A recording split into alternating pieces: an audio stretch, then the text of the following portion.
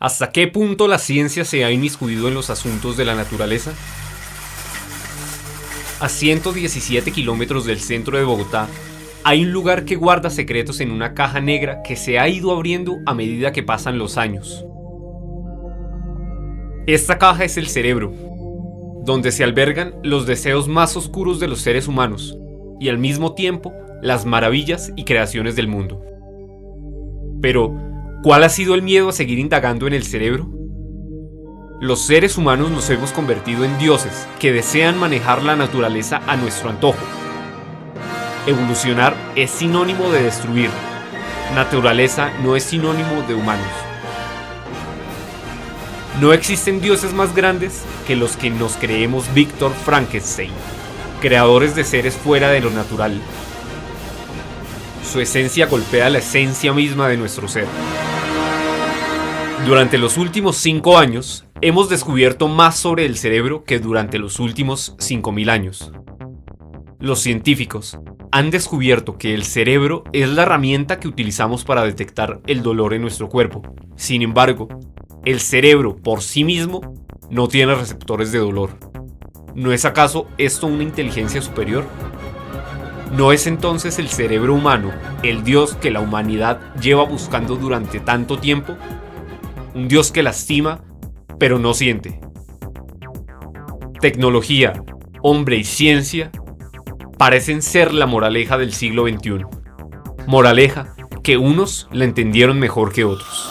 Analizando la radiografía que le hicimos a Juan Carlos, encontré que en su cerebro hay un procedimiento quirúrgico bastante raro. No coinciden las conexiones neuronales que tiene entre su cerebro y su médula espinal, puesto que las conexiones son diferentes entre cerebro, cerebelo, tálamo, hipotálamo y todos los componentes que tiene en su cabeza, lo cual quiere decir que hubo algo muy misterioso que no podría afirmar que le hayan hecho un trasplante de la mitad o una parte de su cerebro, pero que sí es cierto que no concuerda con la forma de ser, las actitudes y las conexiones que debería tener una persona normalmente.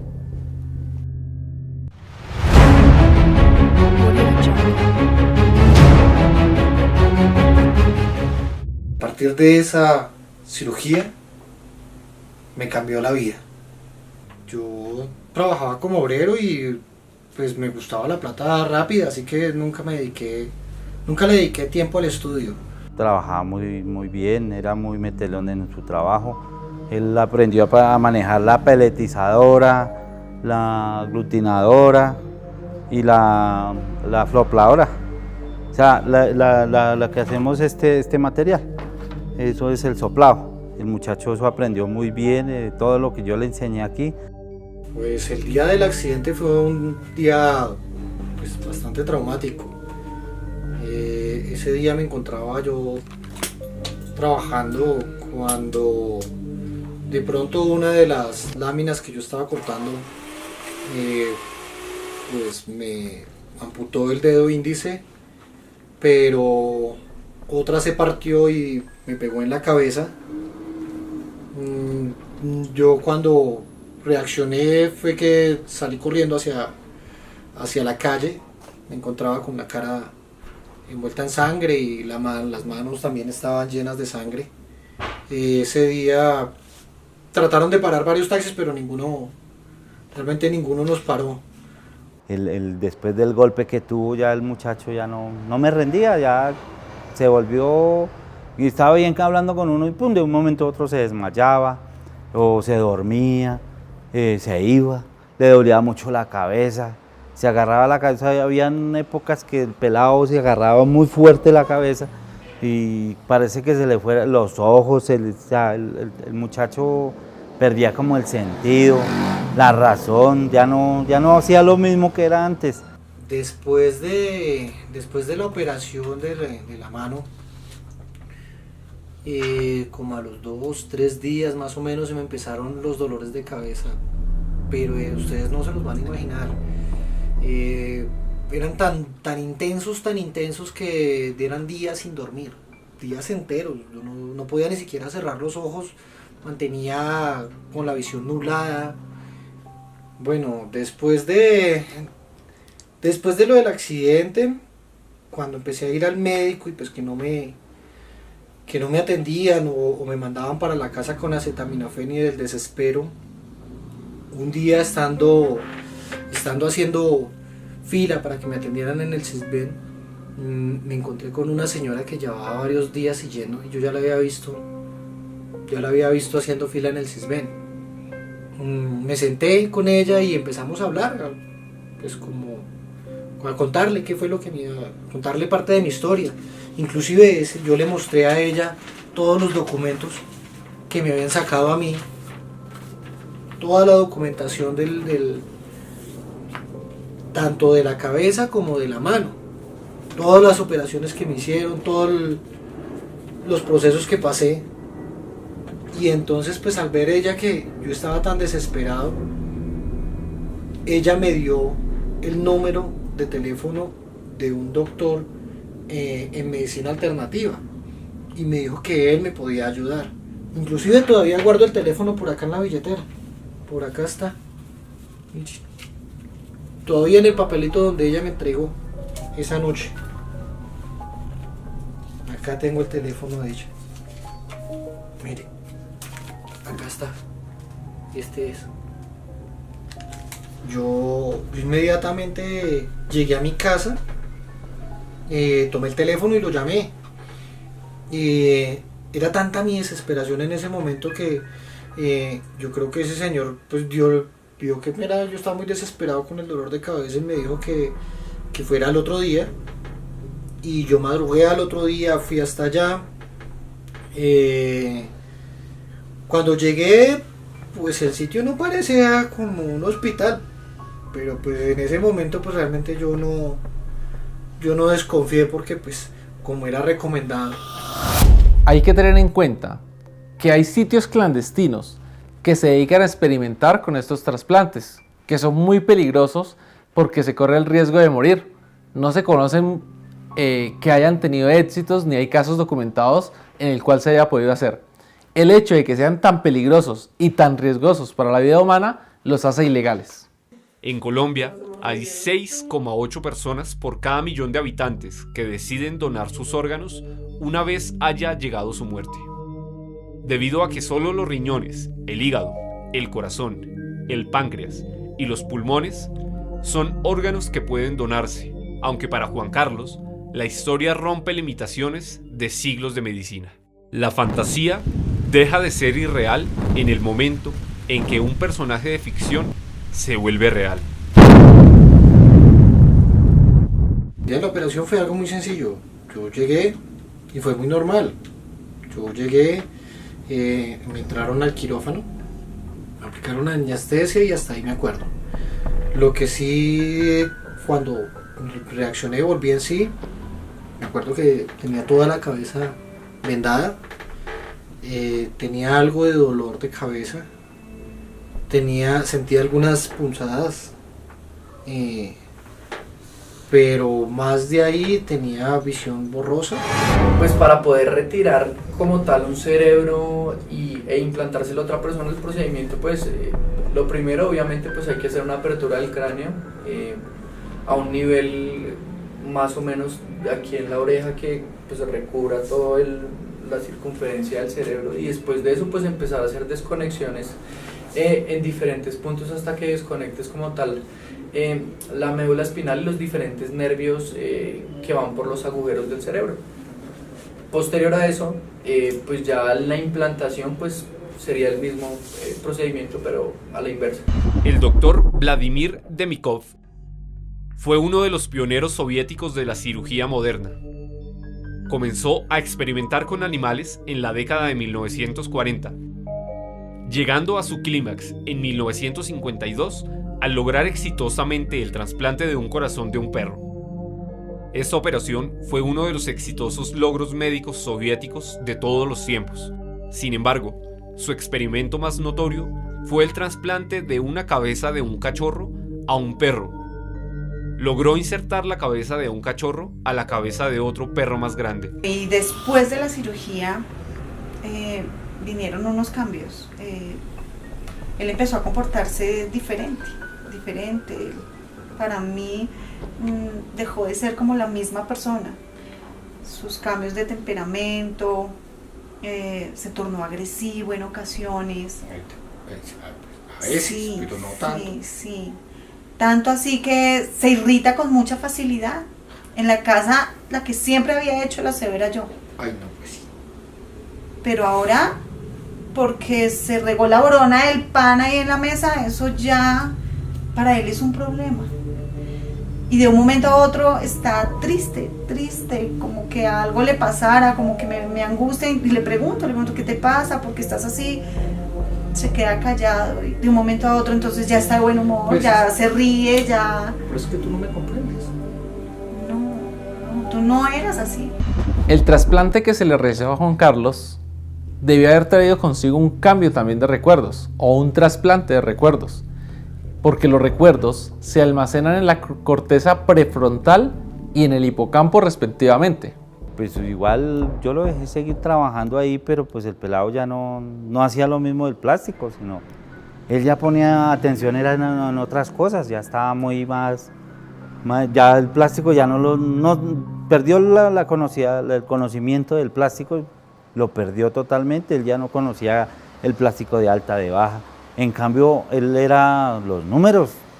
Yo me puse a verlo algún día y el pelado haciendo una suma, una multiplicación, ese pelado no estudió ni nada, de un momento a otro comenzó a estudiar, a leerse libros de matemáticas. Ya eso súmale, pues, que pues en la intimidad estamos y tiene una ficción con mis pies, los coge, los besa, a toda hora quiere estar con mis pies. No más intimidad. Puede coger y trasladar este cerebro y suponer que la esencia de este ser humano va a seguir habitando dentro de este nuevo cuerpo. Prefiero no tocarlo, se vuelve algo de discusión de parte de los dos, entonces lo he dejado así. Pero yo estoy segura que allá le hicieron como ese cambio de cerebro. Y segundo, habría que ver si realmente esa personalidad se traslada con el órgano o no. En un momento a otro salía que se iba para donde las esposas, la ex esposa, y él no tenía ex esposa, era casado, una sola novia que tuvo en toda su vida. En un trasplante se trasladan un conjunto de células, tejidos u órganos de una persona a otra. Y solo es posible donar un órgano una vez la persona fallece. Uno de los detalles más curiosos que me sucedió fue que un día tomé el teléfono, marqué un teléfono, me contestó una dama, me empecé a decirle: hola amor, ¿cómo estás? ¿Cómo te ha ido? De pronto la señora se queda un poco como callada, me dice: ¿con quién estoy hablando? Y le dije: pues a ver amor, pues con tu esposo. De pronto se quedó callada, empezó a llorar, me tiró el teléfono. En ese momento me di cuenta de que pues, mi esposa estaba en la cocina realizando el almuerzo. Entonces me quedé como pensativo y me sucedió varias veces. Los científicos observaron que tanto el amor como el deseo sexual activan diferentes áreas del núcleo estriado.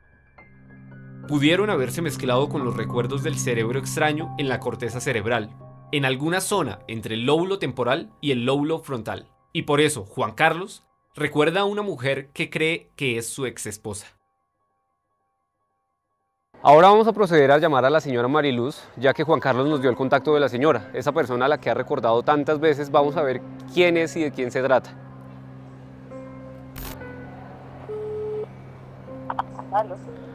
Aló, buenas tardes, ¿la señora Mariluz? Buenas tardes, ¿sí, señor, con ella?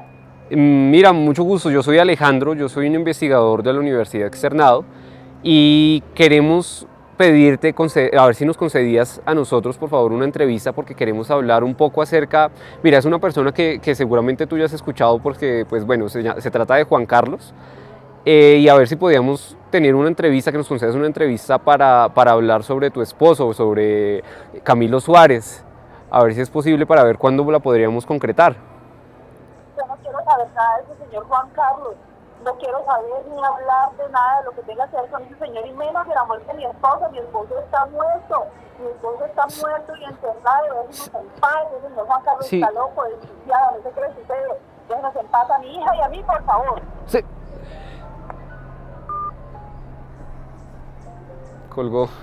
En vista de que la señora Mariluz no nos concedió la entrevista, logramos contactar a su hija Viviana Suárez. Vamos a ver qué pasa.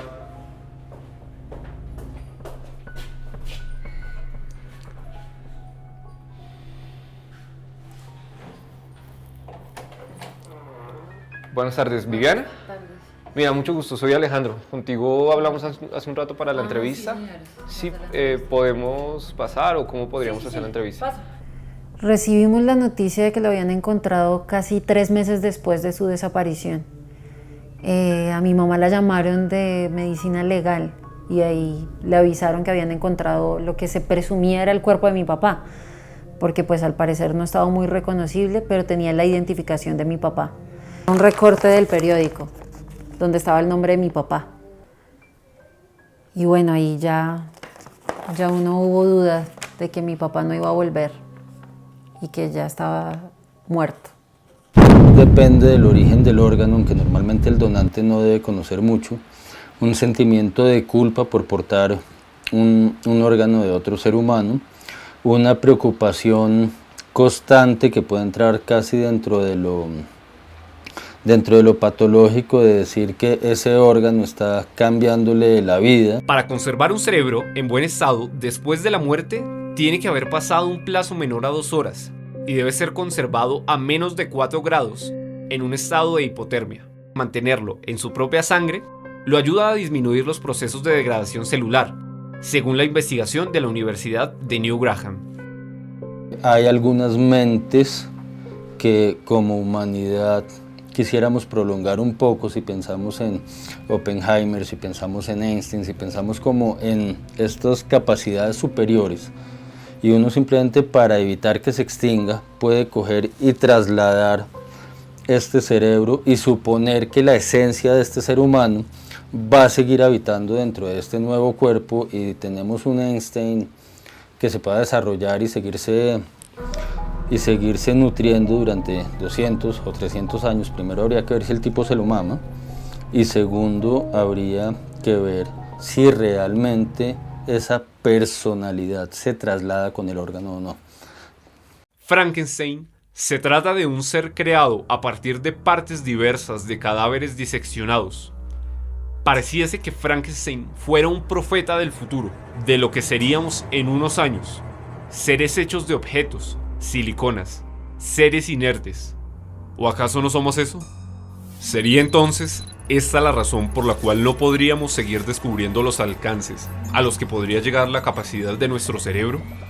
¿Pasar de hacer simples operaciones matemáticas a querer modificar nuestro propio cerebro, su Dios? Que estas células madres son células totipotenciales, luego con una estructura adecuada y con una guía de una célula de estas tú puedes sacar cualquier parte de tu cuerpo sobre tu mismo genoma. Ahí es donde para mí es un poco más complejo el tema que decir el de trasplantes, porque estaríamos casi que suponiendo un Frankenstein posible. Pero ¿qué pasa en el momento en que podamos imprimir un ser humano? ¿Qué pasa en el momento en que yo llegue a una tienda y diga quiero imprimir una novia con estas condiciones? En un trasplante de cerebro, para que una parte se conecte a la otra, hay que lograr conectar el área derecha del cerebro con la izquierda, a través de unas proteínas experimentales. Estas son la CUX-1, un factor de transcripción para que las neuronas de un feto creen conexiones celulares con otras, y un kV es 1 kilovoltio, la energía eléctrica necesaria para este proceso. Este método se usa para tratar a bebés recién nacidos que padecen de autismo, aunque este método nunca ha sido usado en cirugías neuronales. Pues lo que parece a simple vista un trasplante, deja de serlo cuando se indaga en el tema moral. La medicina como ciencia antes que nada, al médico como un científico que está por encima del bien y del mal, lejos de toda categoría moral. Ante la posibilidad de albergar en el cerebro de una persona el injerto de zonas cerebrales que pertenecieron a otro ser humano, se abre un universo de posibilidades científicas enormes sobre el cerebro. Una sociedad que se alimenta de sus propias ideas, en momentos como estos, es que un apocalipsis zombie empieza a cobrar más sentido. Por eso, el apetito por los cerebros. Apetito que se ha empezado a despertar en nosotros. Apetito por el conocimiento, por el saber. Apetito que termina por matarnos y destruirnos entre nosotros mismos.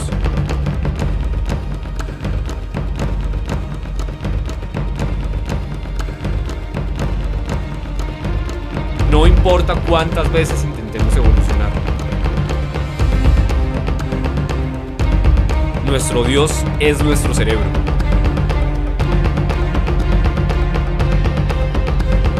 El único capaz de cometer las peores atrocidades de la humanidad, pero también capaz de crear los más complejos sistemas.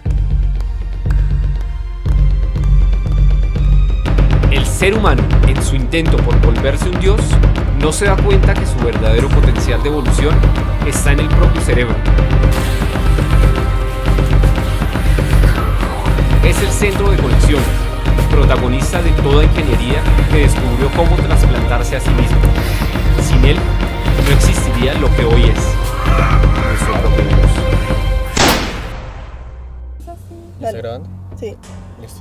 Bueno, con la ayuda de Juan Carlos, pues estamos aquí en Iconoso, ya estamos cerca de averiguar la dirección de la clínica clandestina y ya debemos estar muy cerca, pero vamos a comprobar por fin si todos los testimonios que hemos escuchado son verídicos.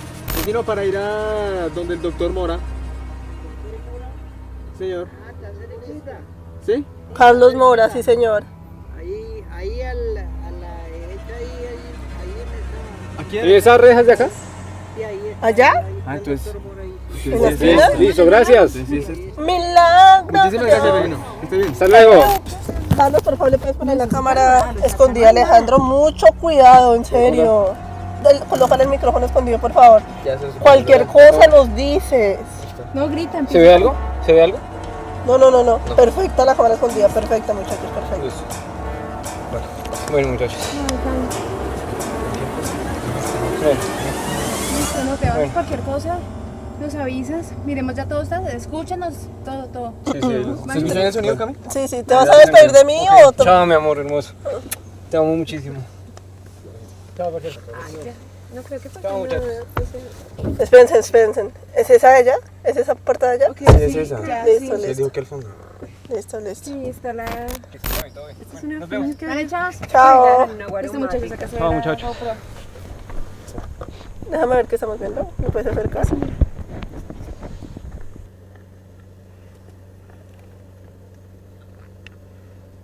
Buenas.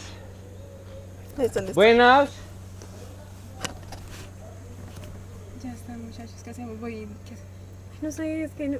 Pero será por ahí en un aguaromate. ¿Cómo se llama el muchacho?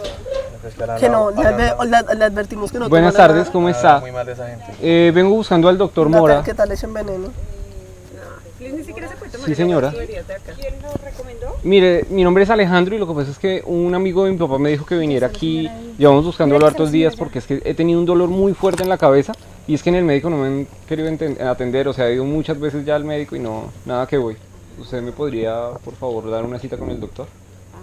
Bueno, siga, por favor. Listo, con permiso. Buenas tardes. Muy buenas tardes. Muy rara esa señora, ¿no? No, pues No, no, se ve pero mira la finca, tiene, o sea, no se ve mal.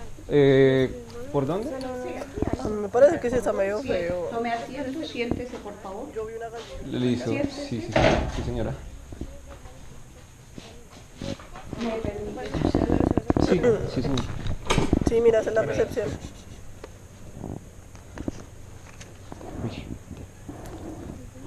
Ya, Alejandro, chao. Sí, señora, listo. Doctor, sí, yo que manejo tan. Un paciente. Muchachos, esto no tiene ni cero, pero cero pinta de hospital. No, esto no tiene pinta de hospital, es una mierda. Le devuelvo la cédula. Listo. Espera un momento, por favor. Listo. El doctor lo atiende. Listo, sí señora, gracias. ¿Por qué no vas y miras las puertas? Ve y mira las puertas. No, pero ¿por qué no le hacemos ¿Se va a parar? Sí, se paró. Va a mirar la sopa. Mucho huele terrible aquí. ¿Será que ella es el quirófano? Ay, fue puta. Sí, buenas tardes. ¿Cómo está? Sí, señor. ¿Usted es el doctor Mora? Sí, señor. mucho Buenas tardes, gusto. ¿cómo Buenas está? tardes. Siga, don Alejandro. Permiso. Siga, por favor. Sí, señor. Buenas tardes. Buenas tardes. Siéntese, por favor. Sí, con permiso.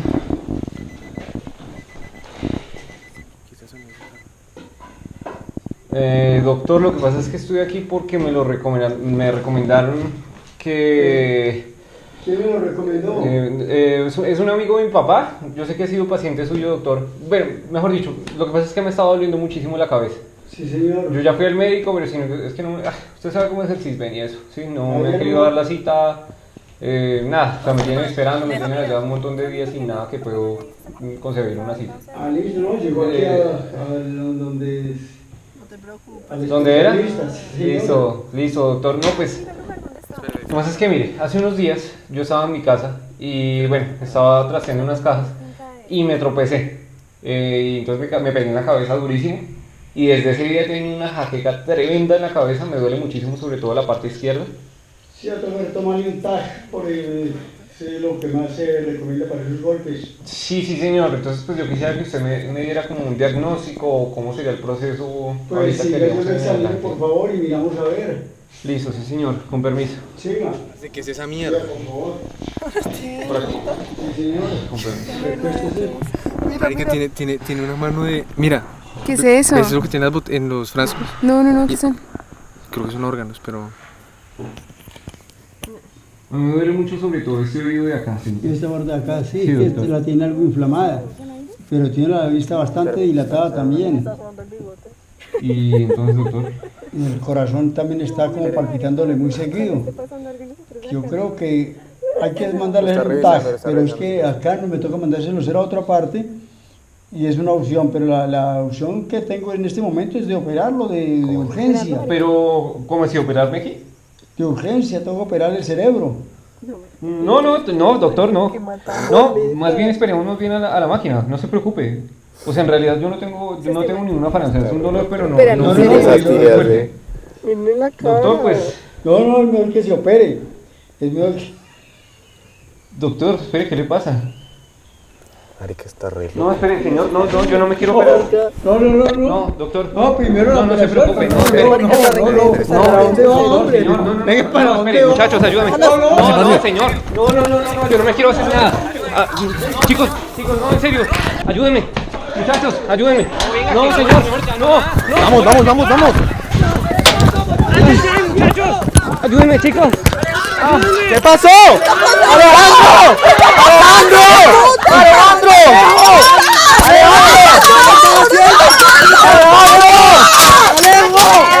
¿Qué estás haciendo? ¡Alejandro!